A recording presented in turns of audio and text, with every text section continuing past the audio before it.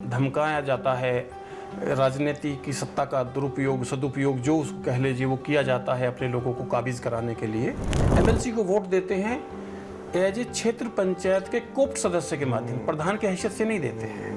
तो उस संविधान संशोधन को हम लोगों को फिर दोबारा एक नए संशोधन में जाना पड़ेगा। ये तो हम एक नैतिकता के दायरे में आके बात कर सकते हैं और हाथ जोड़ के अनुरोध कर सकते हैं कि लोगों को मत देने का अधिकार मिला है संविधान में, उसको स्वतंत्रता से मत देने दीजिए। अब बसपा की सरकार में यदि चुनाव होता है एमएलसी का, 36 सीटें बसपा जीत जाती है। सपा की में होता है 15 में 16 में तो सत्ता जीत जाती है। लेकिन जब 22 में भाजपा में तो भाजपा जीत जाती है।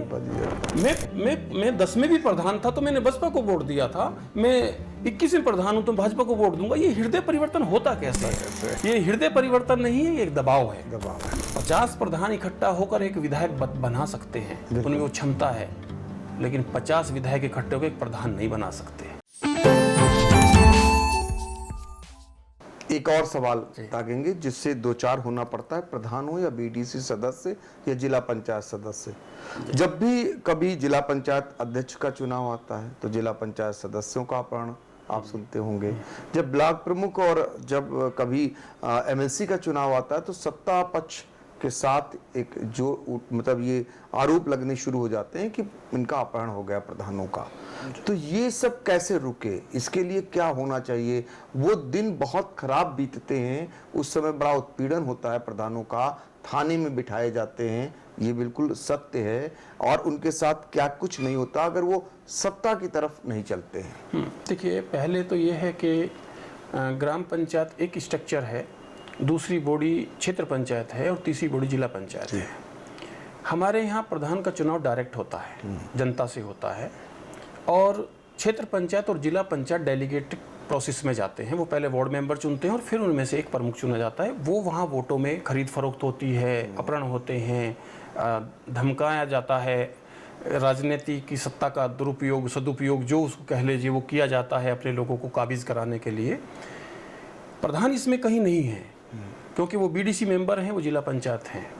अब सरकार ने एक पहल की थी कि हम प्रधान उसमें है जब आप एमएलसी का चुनाव लड़े। एमएलसी के चुनाव में एमएलसी के चुनाव में हम हैं, और ये हमारी बदकिस्मती है कि वहाँ हम एमएलसी को वोट देते हैं एज ए क्षेत्र पंचायत के कोप्ट सदस्य के माध्यम, प्रधान की हैसियत से नहीं देते हैं। तो वो एक अलग विषय है। यहाँ सरकार को केवल मैंने सुना सरकार में कुछ ऐसा प्रस्ताव भारत सरकार को भेजा गया था, ऐसा चर्चा थी कि हम लोग प्रमुखी का और क्षेत्र जिला पंचायत अध्यक्ष का चुनाव डायरेक्ट कराएंगे।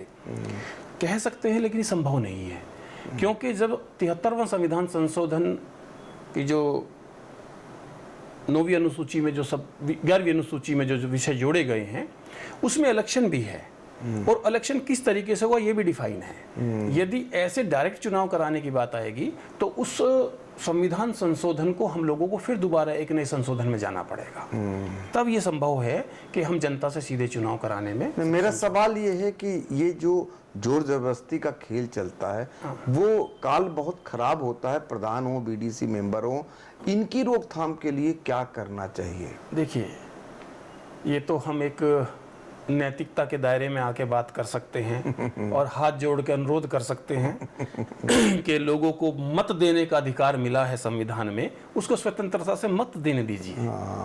ये एक अपील की जा सकती है। इसके पास हमारे पास कोई अल्टरनेट फोर्स नहीं है कि आपके पास 4 सिपाही हैं तो मेरे पास 8 सिपाही हैं, ऐसा कोई है नहीं व्यवस्था।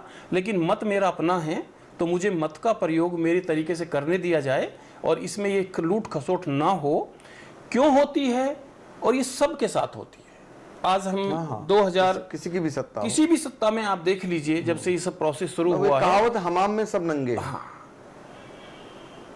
बिल्कुल कह सकते हैं, बिल्कुल कह सकते हैं कि सबने इसी तरह से प्रयोग किया, इसी तरह सत्ताएं कब्जाई हैं। अब बसपा की सरकार में यदि चुनाव होता है एमएलसी का, 36 सीटें बसपा जीत जाती है। सपा की में होता है 15 में 16 में तो सत्ता जीत जाती है। लेकिन जब 22 में भाजपा में तो भाजपा जीत जाती है। तो मैं सोचता हूं कि ये लोगों का इतना हृदय परिवर्तन कैसे होता है। मैं 10 में भी प्रधान था तो मैंने बसपा को वोट दिया था, मैं 21 में प्रधान हूं तो भाजपा को वोट दूंगा। ये हृदय परिवर्तन होता कैसे है? ये हृदय परिवर्तन नहीं है, ये एक दबाव है। तो सरकारों को खुद एक बार लोगों के विवेक पर छोड़ना चाहिए। सरकार का जो भी काम है उसको एनालाइज करने का लोगों को अवसर देना चाहिए और बहुत ईमानदारी से कहना चाहिए कि अगर हमने अच्छा काम किया है, 50 प्रधान इकट्ठा होकर एक विधायक बना सकते हैं, उनमें वो क्षमता है, लेकिन 50 विधायक इकट्ठे होकर एक प्रधान नहीं बना सकते। क्या बात कह दी आपने, बिल्कुल आईना दिखाने का काम किया है और बहुत ही साफगोई से हर सवालों का जवाब दे रहे हैं राष्ट्रीय पंचायती राज ग्राम प्रधान संगठन के प्रदेश अध्यक्ष ललित शर्मा जी। आखिरी पॉइंट पर हम चलेंगे। एक चीज, जब भी प्रधान का चुनाव आता है, त्रिस्तरीय पंचायत चुनाव, साल भर पहले से ही प्रधानी रंजिश की शुरुआत हो जाती है। एक समान कई प्रधानों की हत्याएं हो जाती हैं, किसी की भी सरकारें आए और गई। अभी चुनाव का कोई अता पता नहीं है और कई प्रधानों की हत्याएं उत्तर प्रदेश में भी हो गई, आपके सामने भी मामले आए होंगे।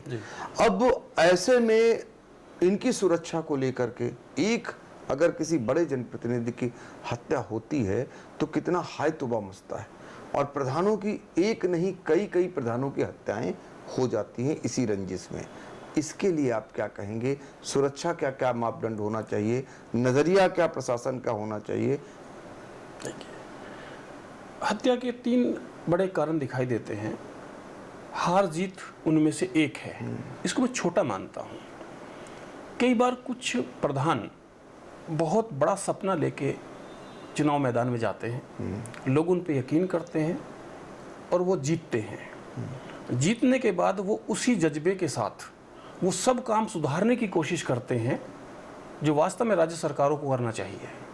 हमारे पास कोई ऐसा मैकेनिज्म नहीं है, हमारे पास ग्राम पंचायत की कोई फोर्स नहीं है, हमारे पास कोई ग्राम पंचायत का इंटेलिजेंस नहीं है।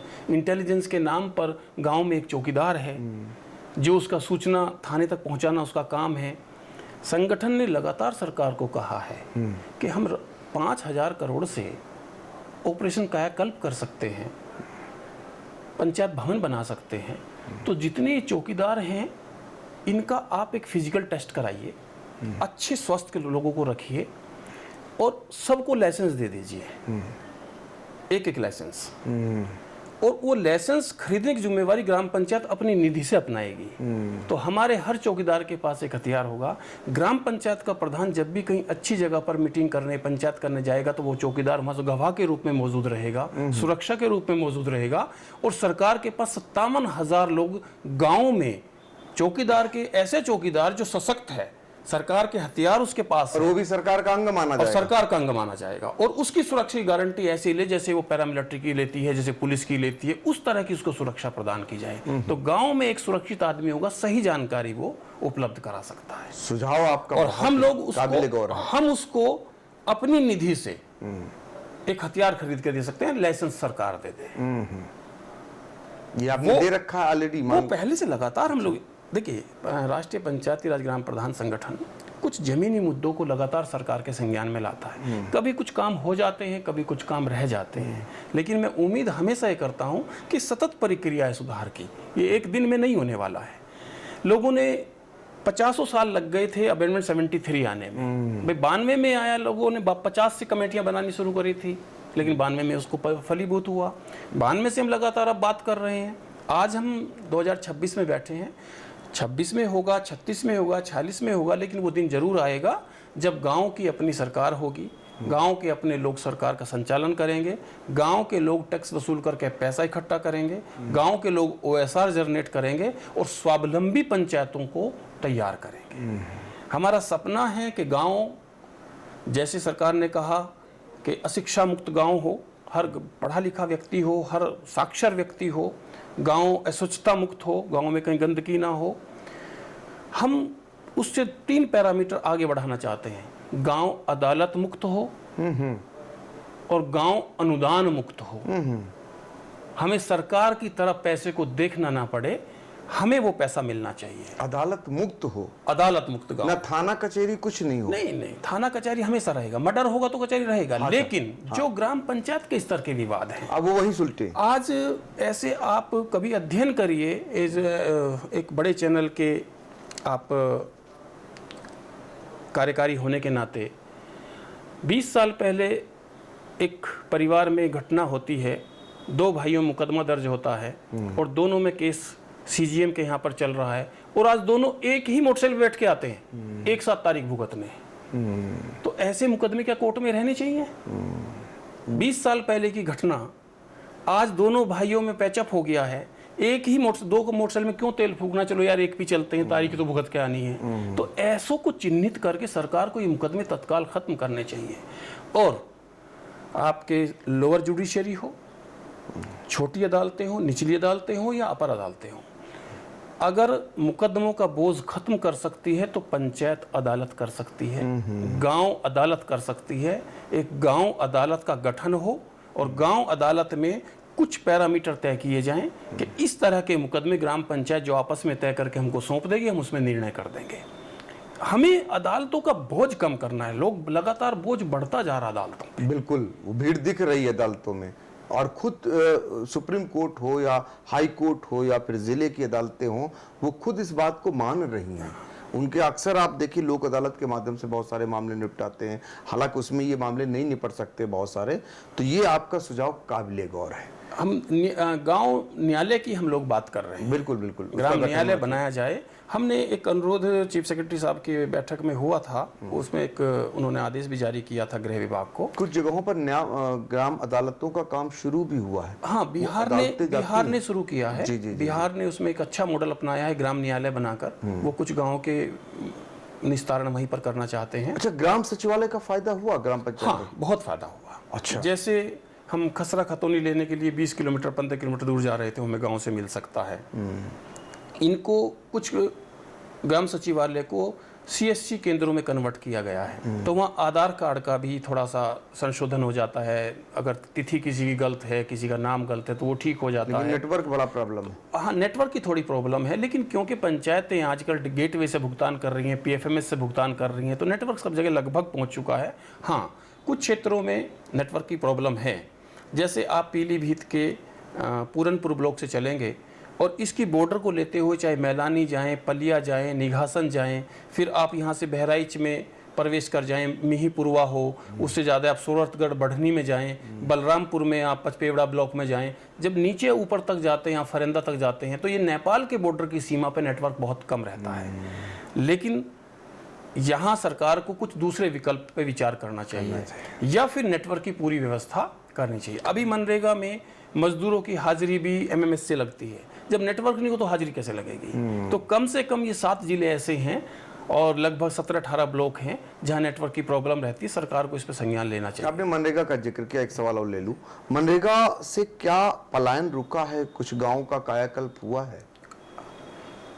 देखिए, पलायन तो कभी रुकेगा नहीं। और वो होता है जी, और होना चाहिए। अच्छा, मैं पलायन का पक्षधर हूँ। जैसे एक शिक्षा थी जिसको कहते थे हम लाजमी शिक्षा, कि सबको पढ़नी चाहिए वो शिक्षा।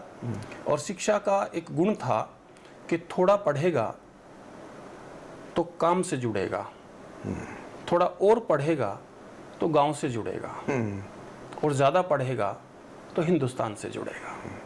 पढ़ाई का ये मंत्र था कि जितना जो पढ़ेगा वो उस तरह की बात को सोचेगा।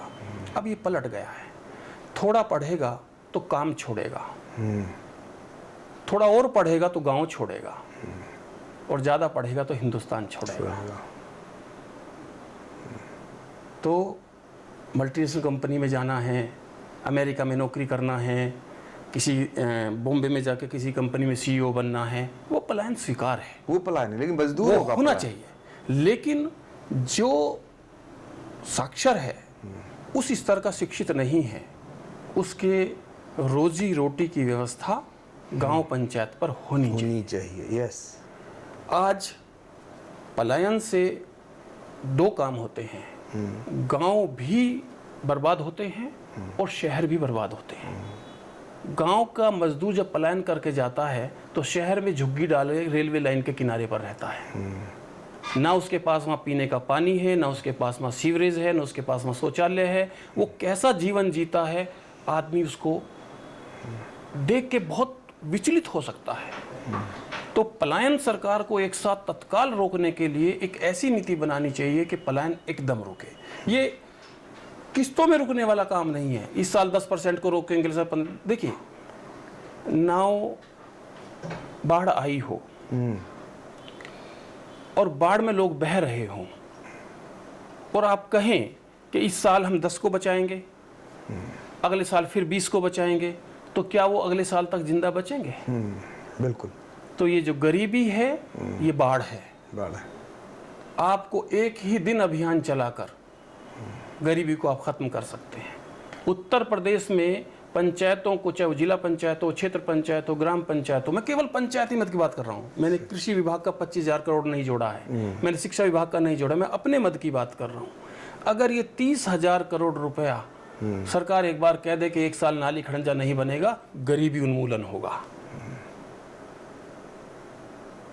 तो गरीबी उन्मूलन हो सकता है। बिल्कुल हो सकता है, लेकिन आपको पूरा अभियान ही चलाना आपको अभियान चलाना पड़ेगा। आप अभियान चलाए हैं, आपने पोलियो से लड़े हैं तो अभियान चलाया है। हर आदमी को वैक्सीनेट किया है कोरोना काल में, तो आपने अभियान चलाया है। आपने हर बच्चे को स्कूल तक लेके गए तो सर्व शिक्षा अभियान चलाया है। आपने स्वच्छता अभियान चलाया है। जो हाथ में लोटा लेके महिलाएं सड़क के किनारे बैठ के सोच करती थी, तो आपने उस लेवल पर लेकर आए हैं। लोगों में जागृति आई है इस बात को लेकर। तो जो भी करना है तत्काल करना है, अभियान चला के करना है, उसमें देरी नहीं करनी है। और गरीबी उन्मूलन का केवल एक मानक है कि आप जितने एरिया में फुटबॉल खेलते हैं उतना बड़ा ज़मीन आप भूमिहीन को दे दीजिए, गरीबी उन्मूलन हो जाएगा। वो वहाँ सब्जी लगाएगा, वो वहाँ छोटी खेती करेगा, वो किसी के यहाँ मजदूरी करने नहीं जाएगा।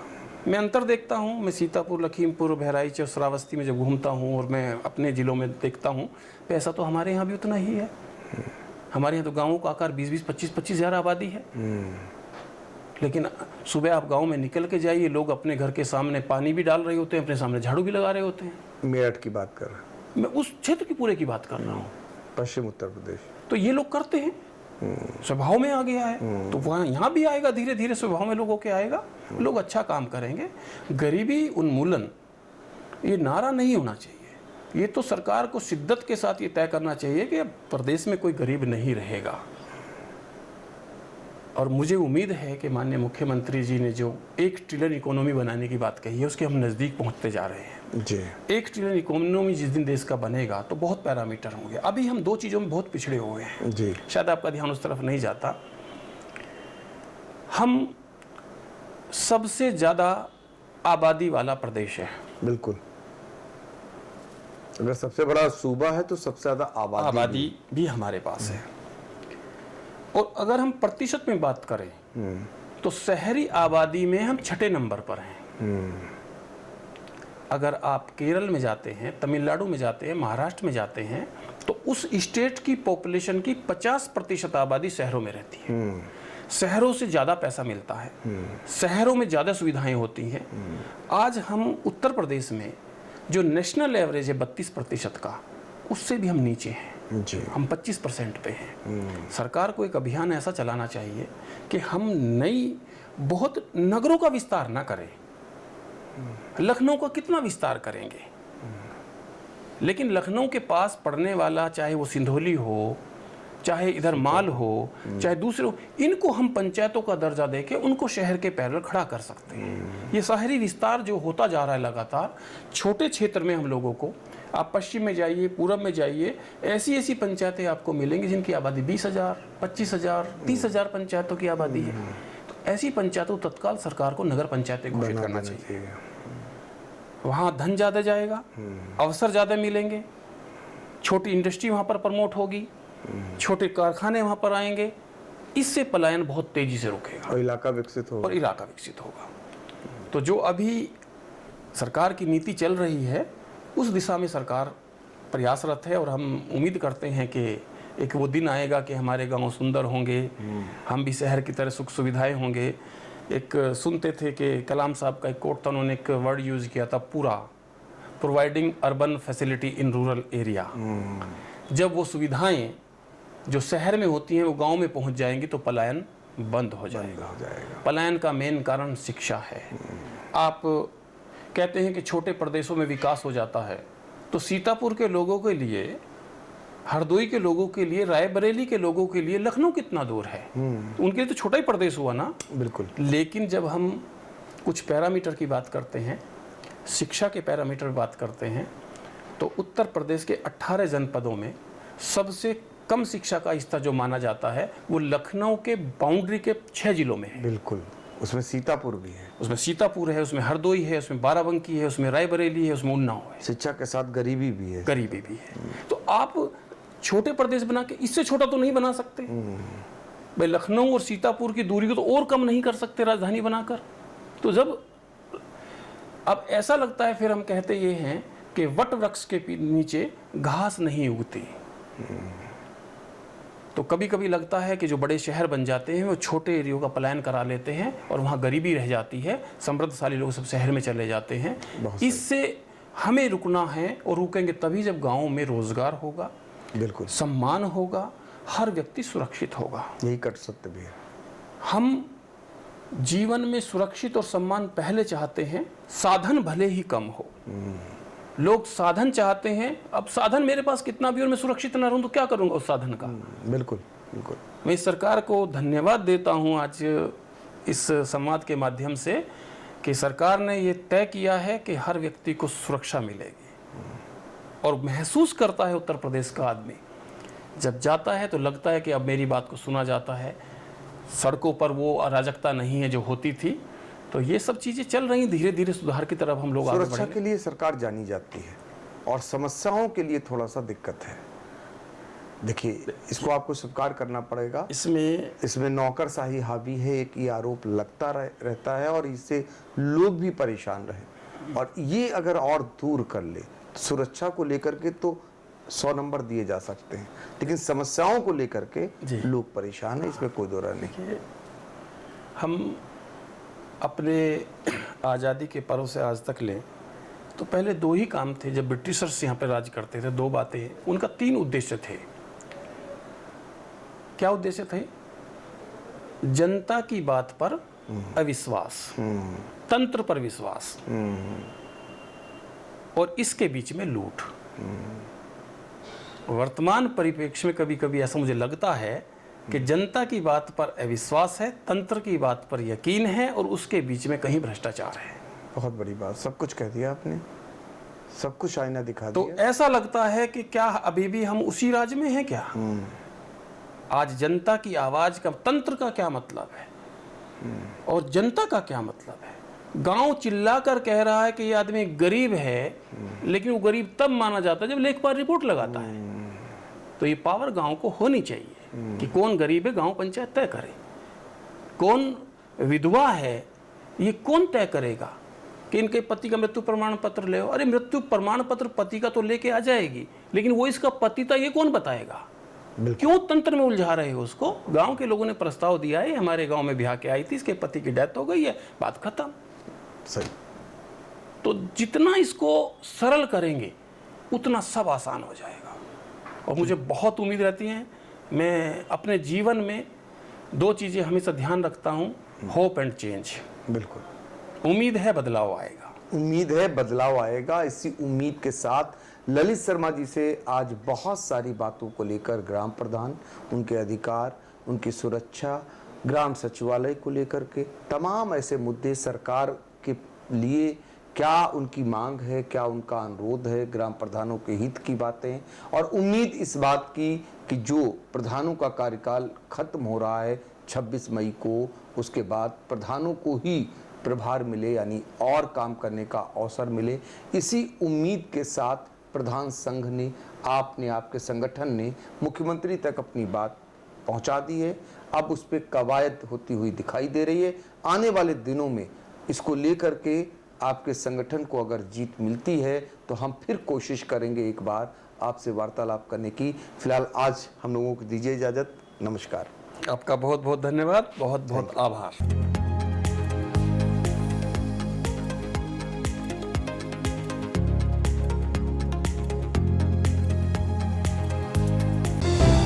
Tiger School is a place where we ponder our kids with care and creativity.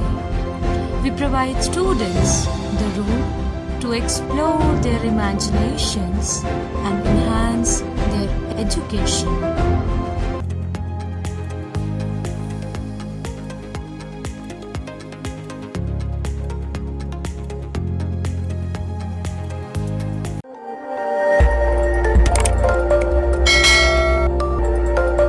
खबर आपकी, नजर हमारी। देखते रहिए आई इंडिया।